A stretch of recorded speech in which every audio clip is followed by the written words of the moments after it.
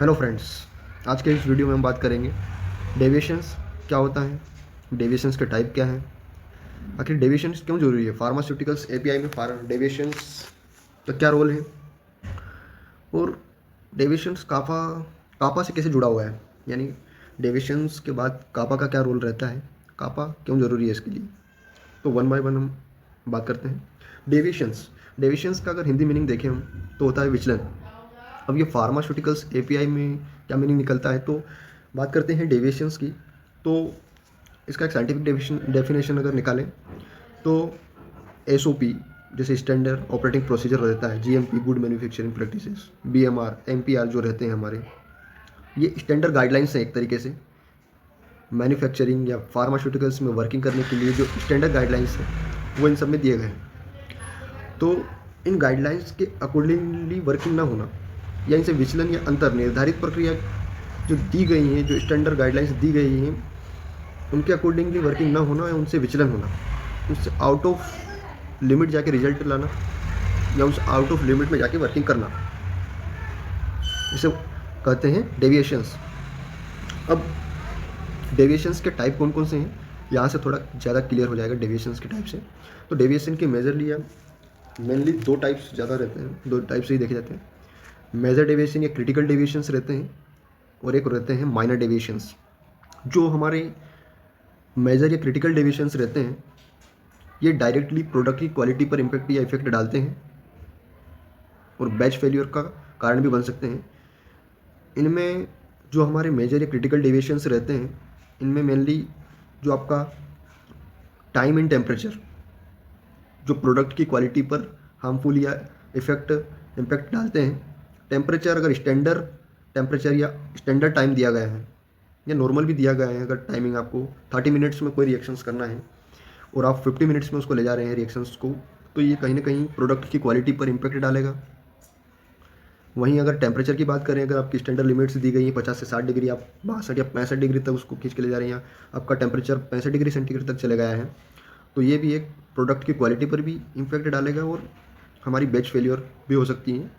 ये short term में इसके रिजल्ट देख सकते हैं या लॉन्ग टर्म जब कस्टमर इसका यूसेस करते हैं, जब ये मार्केट में जाता है इससे यूसेस होते हैं, तो वहाँ भी ये हार्मफुल रिजल्ट दे सकता है। तो ये क्रिटिकल डेविएशंस थे। अब जो माइनर डेविएशंस रहते हैं नॉर्मली हम देखते हैं कि जो डॉक्यूमेंटेशन में जो कटिंग हो जाती है, जो एरर आ जाते हैं डेट वेट डालने में या अदर्स जो भी नॉर्मल छोटे मोटे डॉक्यूमेंट्स हैं, छोटी मोटी जो कटिंग जो हो जाती है, वो माइनर जो डॉक्यूमेंटेशन या यूँ कहें कि जो प्रोडक्ट की क्वालिटी पर कोई इफेक्ट या इम्पैक्ट नहीं डालता है, वो माइनर डेविएशंस होंगे।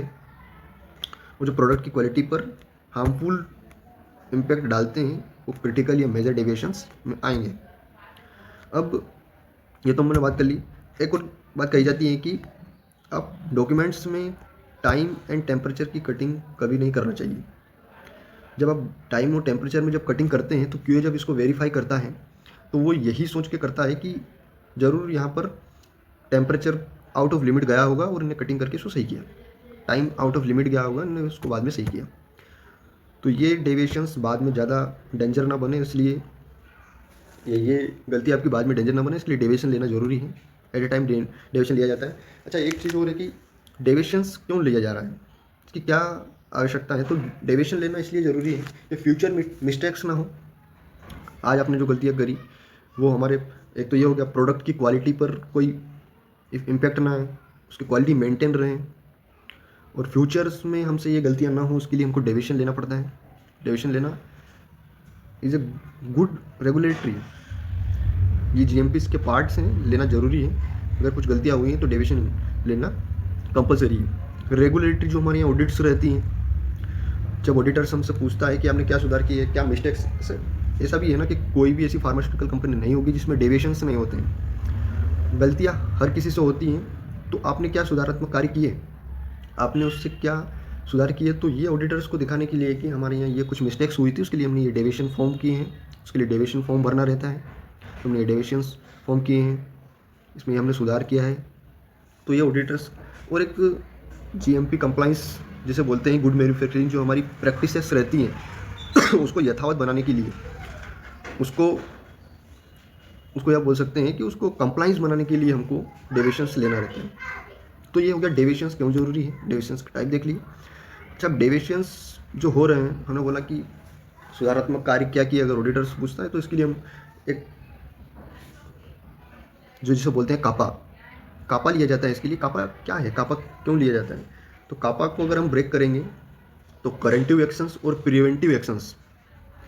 अब यहाँ पर प्रिवेंटिव एक्शंस को पहले समझते हैं कि प्रिवेंटिव एक्शन माने वो जो प्रीवियस में हमसे जो गलतियाँ हो रही हैं, timing, temperature, documentation errors, raw materials का कम या अधिक चार्ज हो जाना, बैच लिमिट से ज़्यादा हो जाना, बैच फेल्यूर, जो भी करें प्रिवेंटिव एक्शंस में हमसे जो गलतियाँ हुई हैं उसको हम कैसे सुधारेंगे एट अ प्रेजेंट में, उसके लिए प्रिवेंटिव एक्शंस रहते हैं।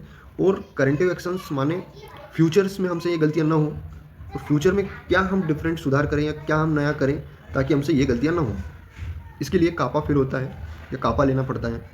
कापा एक फॉर्मेट ही है, या कापा ये कह सकते हैं कि एक सुधारात्मक प्रक्रिया है, ताकि हमारे जो गाइडलाइंस दिए गए हैं, GMP, SOP, स्टैंडर्ड प्रोसीजिंग जो रहते हैं, वो प्रॉपरली उनको फुलफिल किया जा सके और एक क्वालिटी प्रोडक्ट बनाया जा सके। इसके लिए कुछ ये GMP, गुड मैन्युफैक्चरिंग प्रैक्टिसेस का यही पार्ट है ये। तो हम ये कह सकते हैं कि हम एज अ फार्मास्यूटिकल इंडस्ट्री में वर्किंग कर रहे हैं और हमारा मेन मोटिव रहता है क्वालिटी प्रोडक्ट बनाना। लाइफ सेविंग ड्रग जो हम बना रहे हैं उसमें 1% का भी क्वालिटी से कोई कॉम्प्रोमाइज़ नहीं होगा।